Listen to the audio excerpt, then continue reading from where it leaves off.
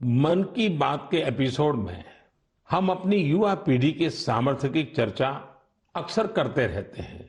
आज खेलकूद एक ऐसा क्षेत्र है जहां हमारे युवा निरंतर नई सफलताएं हासिल कर रहे हैं। मैं आज मन की बात में एक ऐसे टूर्नामेंट की बात करूंगा जहां हाल ही में हमारे खिलाड़ियों ने देश का परचम लहराया है। कुछ ही दिनों पहले चीन में वर्ल्ड यूनिवर्सिटी गेम्स हुए थे। इन खेलों में इस बार भारत की बेस्ट एवर परफॉर्मेंस रही है। हमारे खिलाड़ियों ने कुल 26 पदक जीते, जिनमें से 11 गोल्ड मेडल थे।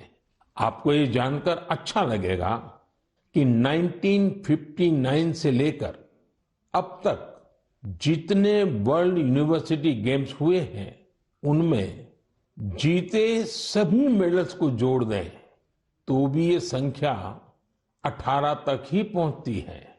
इतने दशकों में सिर्फ 18, जबकि इस बार हमारे खिलाड़ियों ने 26 मेडल जीत लिए। इसलिए वर्ल्ड यूनिवर्सिटी गेम्स में मेडल जीतने वाले कुछ युवा खिलाड़ी, विद्यार्थी इस समय फोन लाइन पर मेरे साथ जुड़े हुए हैं। मैं सबसे पहले इनके बारे में आपको बता दूं। यूपी की रहने वाली प्रगति ने आर्चरी में मेडल जीता है। असम के रहने वाले अमलान ने एथलेटिक्स में मेडल जीता है। यूपी की रहने वाली प्रियंका ने रेस वॉक में मेडल जीता है। महाराष्ट्र के रहने वाली अभिदन्या ने शूटिंग में मेडल जीता है। मेरे प्यारे युवा खिलाड़ियों, नमस्कार। नमस्ते सर। मुझे आपसे बात करके बहुत अच्छा लग रहा है। मैं सबसे पहले भारत की यूनिवर्सिटीज में से सिलेक्ट की गई टीम, आप लोगों ने जो भारत का नाम रोशन किया है, इसलिए मैं आप सबको बधाई देता हूं। आपने वर्ल्ड यूनिवर्सिटी गेम्स में अपने प्रदर्शन से हर देशवासी का सिर गर्व से ऊंचा कर दिया है। तो सबसे पहले तो मैं आपको बहुत बहुत बधाई देता हूं। प्रगति, मैं इस बातचीत की शुरुआत आपसे कर रहा हूं। आप सबसे पहले मुझे बताइए कि 2 मेडल जीतने के बाद आप जब यहां से गई, तब ये सोचा था क्या, और इतना बड़ा विजय प्राप्त किया तो महसूस क्या हो रहा है? तो बहुत प्राउड फील कर रही थी मैं। मुझे इतना अच्छा लग रहा था कि मैं अपने देश का झंडा इतना ऊंचा लहरा के आई हूँ कि एक बार तो ठीक है गोल्ड फाइट में पहुंचे थे, उसको लूज किया था तो रिग्रेट हो रहा था, पर दूसरी बार यही था दिमाग में कि अब कुछ हो जाए, ये इसको नीचे नहीं जाने देना है, इसको हर हाल में सबसे ऊंचा लहरा के ही आना है। जब हम फाइट को लास्ट में जीते थे तो वहीं पोडियम पे हम लोग ने बहुत अच्छे से सेलिब्रेट किया था। वो मोमेंट बहुत अच्छा था। इतना प्राउड फील हो रहा था कि मतलब हिसाब नहीं था उसका। प्रगति, आपको तो फिजिकली बहुत बड़े प्रॉब्लम आए थे, उसमें से आप उभर करके आई। ये अपने आप में देश के नौजवानों के लिए बड़ा इंस्पायरिंग है। क्या हुआ था आपको? 5 मई 2020 में मुझे सर ब्रेन हैमरेज हुआ था। मैं वेंटिलेटर पे थी। कुछ कंफर्मेशन नहीं थी कि मैं बचूंगी कि नहीं, और बची तो कैसे बचूंगी, बट इतना था कि हाँ, मुझे अंदर से हिम्मत थी कि मैंने जाना है, वापस ग्राउंड पर खड़े होना है, एरो चलाने। मेरे को मेरी जिंदगी बचाई है जो सबसे बड़ा हाथ भगवान का, उसके बाद डॉक्टर का, फिर आर्चरी का। हमारे साथ अमलान भी है। अमलान, जरा बताइए, आपकी एथलेटिक के प्रति इतनी ज्यादा रुचि कैसे डेवलप की? जी नमस्कार सर। नमस्कार, नमस्कार। सर, एथलेटिक्स के प्रति तो पहले उतनी रुचि नहीं थी। पहले हम फुटबॉल में थे ज़्यादा, बट जैसे जैसे मेरे भाई का एक दोस्त है तो उन्होंने मेरे को बोला कि अमलान, तुम्हें एथलेटिक्स में कंपटीशन में जाना चाहिए। तो मैंने सोचा चलो ठीक है। तो पहला जब मैंने स्टेट मीट खेला तो मैं हार गया उसमें। तो वो हार मुझे अच्छी नहीं लगी, तो ऐसे करते करते मैं एथलेटिक्स में आ गया। फिर ऐसे ही धीरे धीरे अभी मजा आने लग रहा है, तो ऐसे ही मेरा रुचि बढ़ गया। अमलान, जरा बताइए, ज्यादातर प्रैक्टिस कहाँ की? ज्यादातर मैंने हैदराबाद में प्रैक्टिस की है, साई रेड्डी सर के अंडर। फिर उसके बाद में भुवनेश्वर में शिफ्ट हो गया, तो उधर से मेरा प्रोफेशनली स्टार्ट हुआ सर। अच्छा, हमारे साथ प्रियंका भी है। प्रियंका, आप 20 किलोमीटर रेस वॉक टीम का हिस्सा थी। सारा देश आज आपको सुन रहा है और वे इस स्पोर्ट्स के बारे में जानना चाहते हैं। आप ये बताइए कि इसके लिए किस तरह की स्किल की जरूरत होती है और आपकी कैरियर कहाँ कहाँ से कहाँ पहुंची?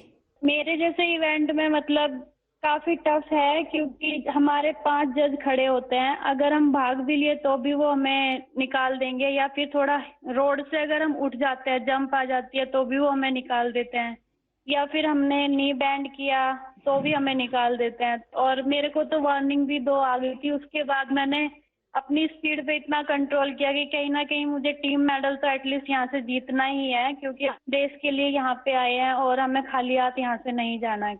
और पिताजी भाई वगैरह सब ठीक है? हाँ जी सर, सब बढ़िया। मैं तो सबको बताती हूँ कि आप मतलब इतना मोटिवेट करते हैं हम लोग को। सच में सर बहुत अच्छा लग रहा है, क्योंकि वर्ल्ड यूनिवर्सिटी जैसे खेल्स को इंडिया में इतना पूछा भी नहीं जाता, लेकिन अब इतना सपोर्ट मिल रहा है ना इस गेम में भी।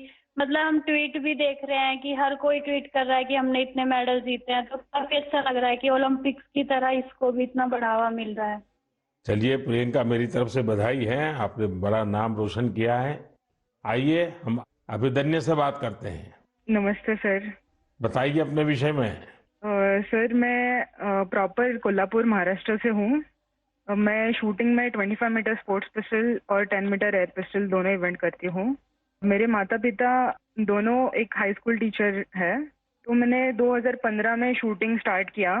जब मैंने शूटिंग स्टार्ट किया तब उधर कोल्हापुर में उतनी फैसिलिटीज नहीं मिलती थी।